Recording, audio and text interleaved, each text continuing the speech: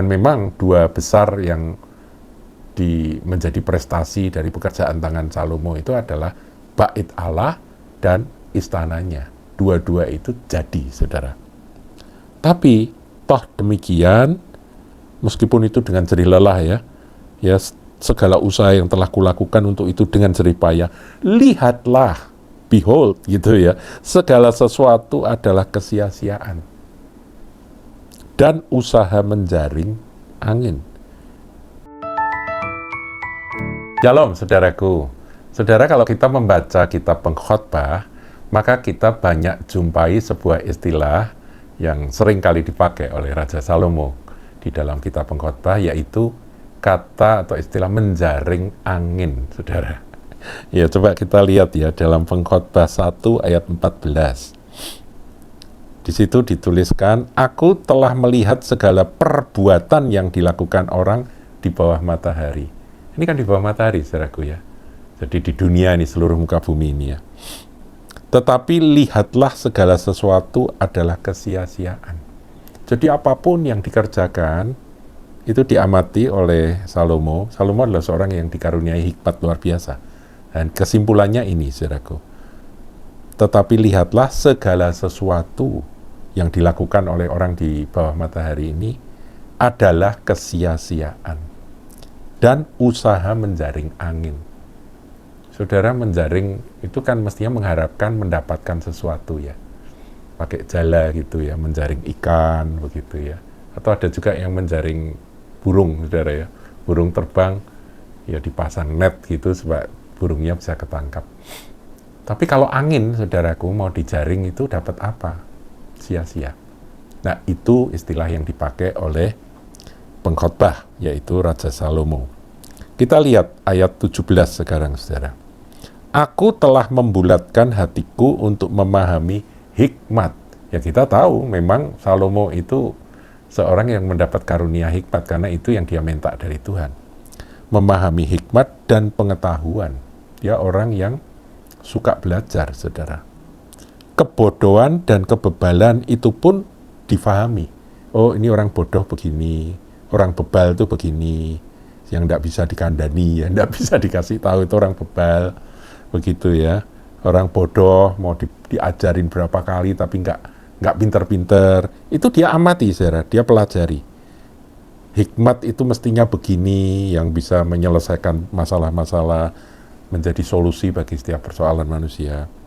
Pengetahuan, dia teliti itu semua dan dia bulat hati, belajar sungguh untuk memahami semuanya itu. Tetapi aku menyadari bahwa hal ini pun adalah usaha menjaring angin.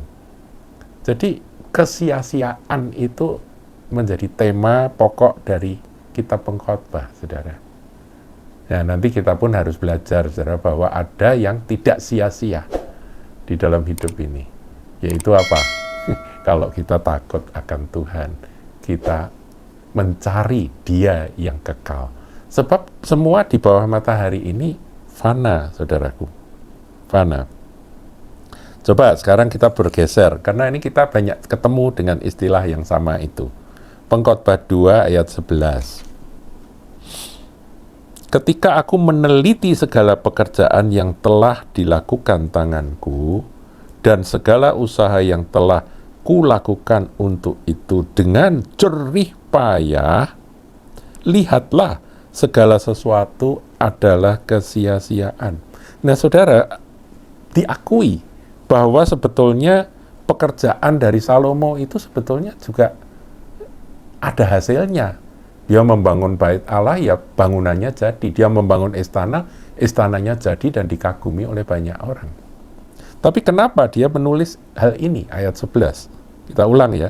Ketika aku meneliti segala pekerjaan yang telah dilakukan tanganku.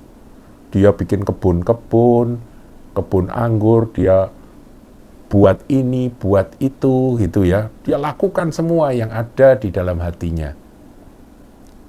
Dan memang dua besar yang menjadi prestasi dari pekerjaan tangan Salomo itu adalah bait Allah dan istananya. Dua-dua itu jadi, saudara. Tapi toh demikian, meskipun itu dengan jerih lelah Ya, segala usaha yang telah kulakukan untuk itu dengan jerih payah. Lihatlah, behold, gitu ya. Segala sesuatu adalah kesia-siaan dan usaha menjaring angin. Memang tidak ada keuntungan di bawah matahari. Jadi saudaraku,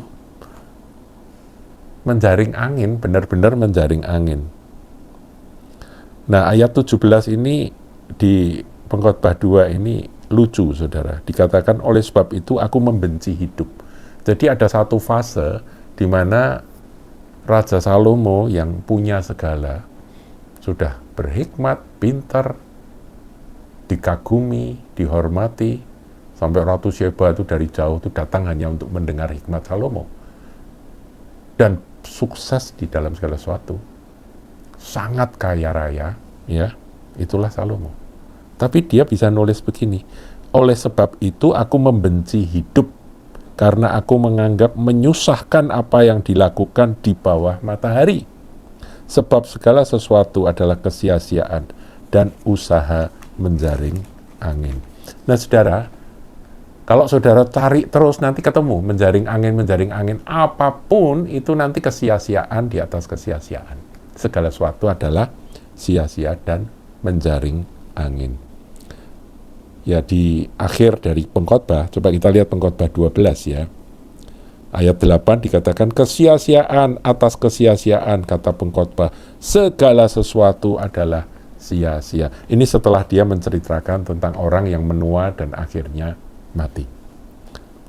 Ya, pasal 12 itu adalah gambaran dari tubuh yang mengalami aging proses, menua, sampai akhirnya mati, begitu ya saudaraku.